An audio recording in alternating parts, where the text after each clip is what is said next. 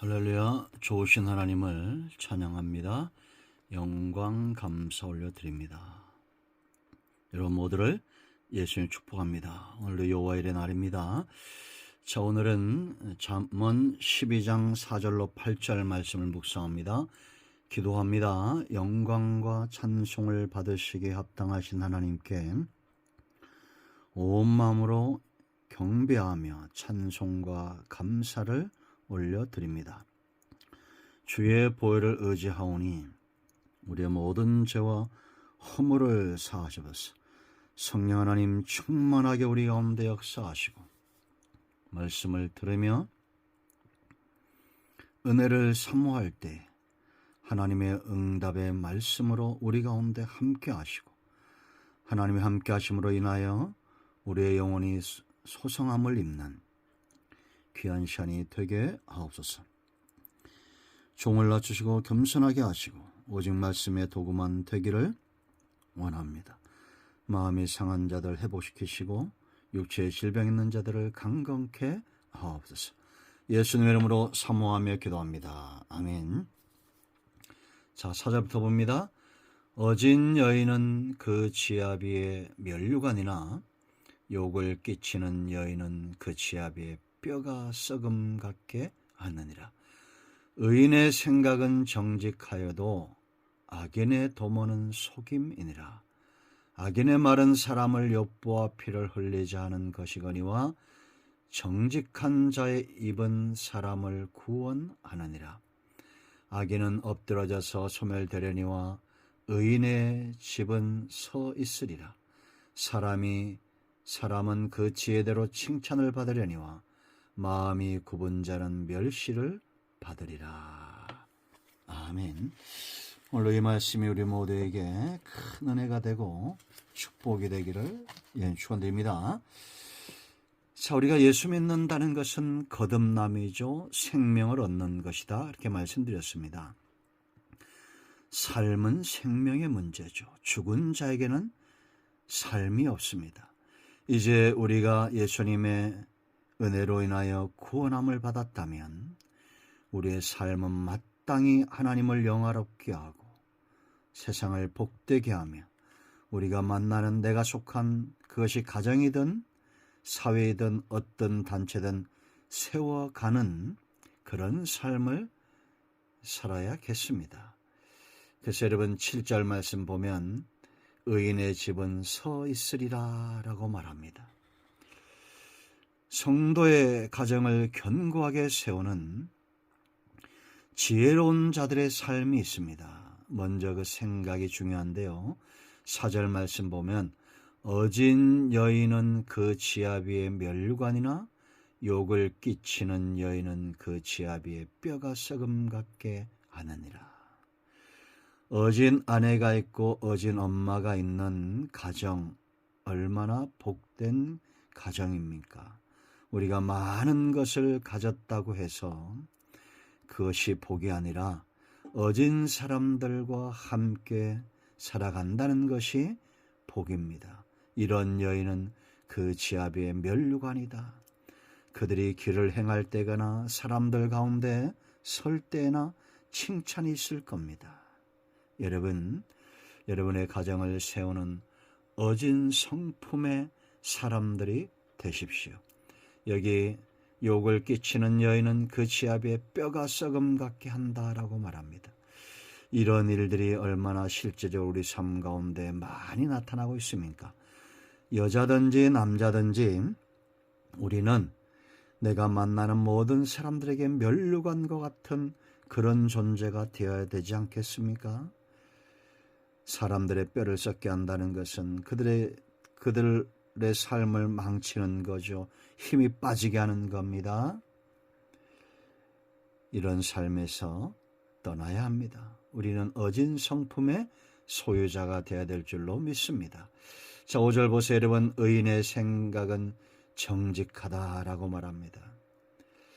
사람의 생각이 참 중요하죠. 거기서 행동으로 나오기 때문입니다. 마음은 정직한데 행동은 악하다? 그런 거 없습니다. 우리는 정직의 힘을 믿습니다.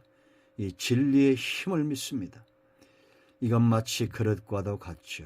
우리가 진리, 이 보화를, 복음을, 말씀과 은혜를 정직한 성품에 담아야 됩니다. 누가 봐도 여러분, 의롭지 못한 자들이 말씀을 전하거나 외칠 때에 그것은 오히려 화근이 되지 않겠습니까?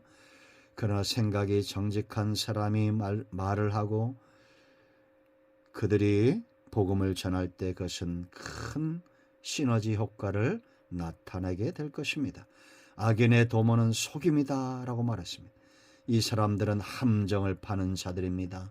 남을 속여 넘어지게 하는 자들입니다. 이것은 하나님 보시기에도 악한 것입니다.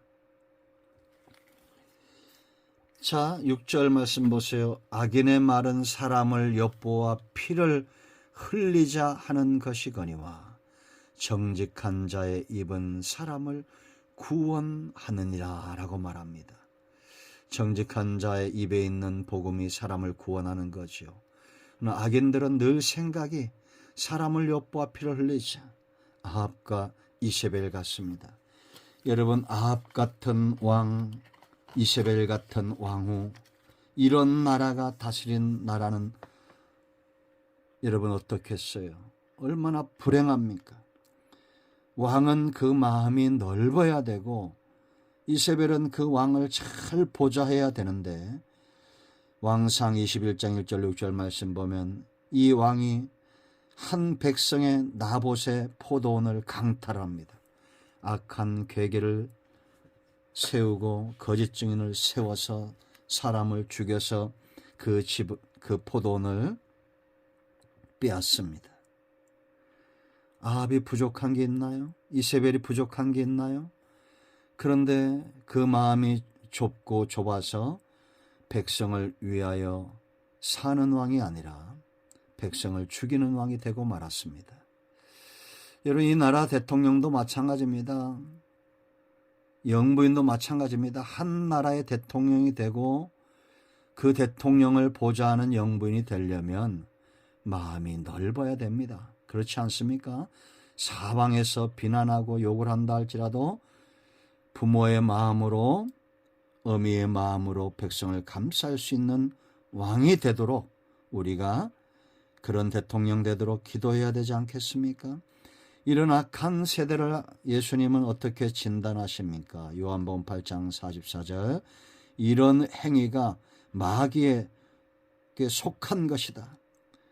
마귀는 거짓의 아비잖아요. 악한 자에게 속한 것이다라고 진단합니다.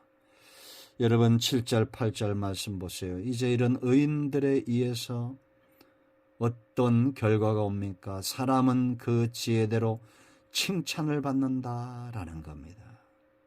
마음이 굽은 자는 멸시를 받는다. 우리가 지혜롭지 못하고 내가 지혜가 부족하다면 차라리 말을 하지 않는 게 좋습니다. 침묵하는 게 좋습니다. 그러나 정말 지혜로운 사람은 칭찬 들을 만한 행동을 하죠. 9절 보세요. 비천이 8절 하반절에 마음이 굽은 자는 멸시를 받는다. 7절에서 악인은 엎드려 소멸되리나 의인의 집은 서 있다라고 말합니다. 우리는 세우는 사람들입니다. 가정을 세우고 내가 있는 모든 공동체를 세우는 사람이에요. 바로 지혜로운 생각에서 나오는 지혜로운 말들입니다. 오늘 저와 여러분은 사람을 넘어뜨리는 자인지 세우는 자인지 진단하셔야 됩니다. 우리는 성령의 사람, 하나님의 사람, 하나님의 말씀과 은혜를 그 가슴에 품고 있는 사람들입니다. 가정을 세우고 우리 공동체들을 세워나고 교회를 세우고 나라 민족을 세우는 일에 귀하게 쓰임받는 지혜로운 사람들이 되기를 축원드립니다. 굽은 말이나 악한 말들은 입 밖에도 내지 말아야 됩니다. 기도합니다. 영광과 감사와 찬송 하나님께 올려드립니다. 예수님의 이름을 의지하여 기도하오니 우리 가운데 마음이 상한 자, 병든 자 치유하시고 회복시켜 주시옵소서. 예수님의 이름으로 사모하며 축복하며 치유하며 기도합니다. 아멘. 할렐루야. 오늘 응답이 우리 가운데 임하였습니다. 아멘.